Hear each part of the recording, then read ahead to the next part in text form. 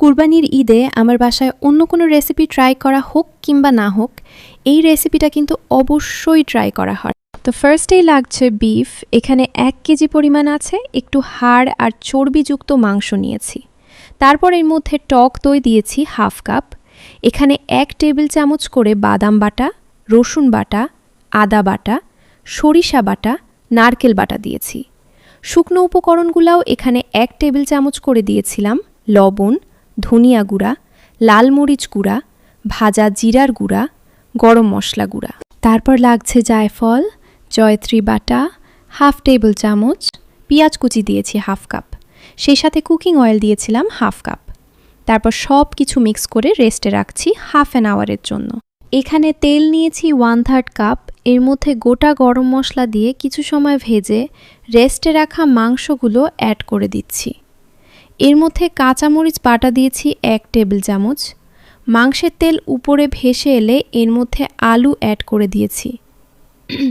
তারপর 1 কাপ করে এখানে লিকুইড দুধ আর পানি দিয়েছিলাম।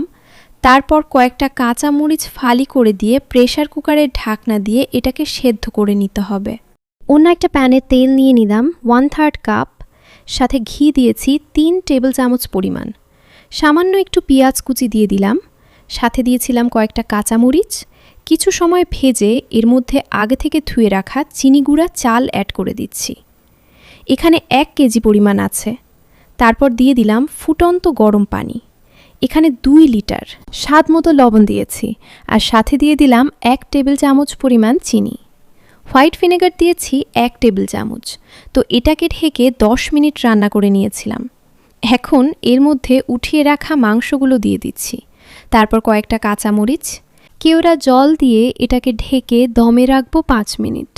5 মিনিট পর এটাকে খুব ভালোভাবে মিক্স করে নিলেই আমাদের ঈদ স্পেশাল গরুর মাংসের সাদা বিরিয়ানি বা সুফিয়ানি বিরিয়ানি একেবারেই রেডি হয়ে যাবে। এই ঈদে এই রেসিপিটা একবার হলেও ট্রাই করবেন এবং আপনাদের কাছে কেমন লেগেছে অবশ্যই কমেন্ট করে জানাবেন।